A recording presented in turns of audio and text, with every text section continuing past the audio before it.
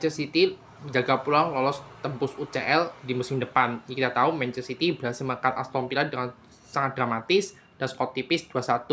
Ini kalau dalam pertandingan ya baik Manchester City maupun Aston Villa sama-sama menciptakan peluang dan terbukti City terlebih dahulu unggul di menit 7 ini, unggul cepat sekali dari Bernardo Silva. Itu si Marmos yang bisa masuk penetrasi ke kotak penalti Aston Villa. Dia berusaha memberikan assist namun sempat terkena kaki pemain belakang Aston Villa. Justru bola deflect tersebut kena Bernardo Silva yang berdiri bebas. Dia mensontek bola itu masuk, cetak gol, bawa City unggul. Nah, sepas itu Aston Villa keluar menyerang. Aston Villa lebih agresif. Terbukti ada pelanggaran di kotak penalti terhadap pemain Aston Villa sehingga Aston Villa dapat penalti dan pada akhirnya si Marcus Rashford yang menjadi algojo penalti sukses jalankan tugasnya 1-1.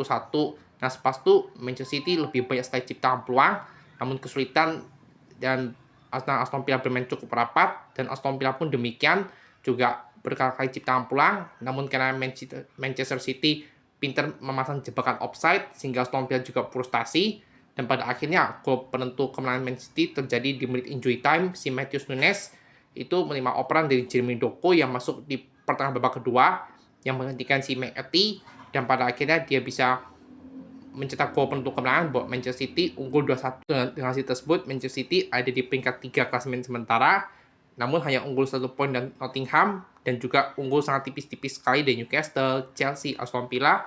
Manchester City jaga pulang untuk tembus UCL musim depan. Ini juga masih ketat banget karena ada Nottingham, Newcastle, Chelsea, Aston Villa. Beda poinnya sangat-sangat tipis dan baik Nottingham, Chelsea, Newcastle juga belum bermain dan yang pasti laga Manchester City juga masih cukup ketat ya. Ini ekspresi Guardiola yang merayakan kemenangan City yang titik terakhir dia cukup histeris karena kalau misalnya tuh tadi imbang peluang Man City bisa terancam karena Nottingham, Chelsea, Newcastle bisa menyalip City kapanpun. Ini dia statistiknya Manchester Aston Villa. Manchester City lepaskan 14 tembakan, 6 on target. Aston Villa walaupun possession bola kalah, Aston Villa ciptakan 7 shot, 3 on target, hanya 1 gol dari penalti itu.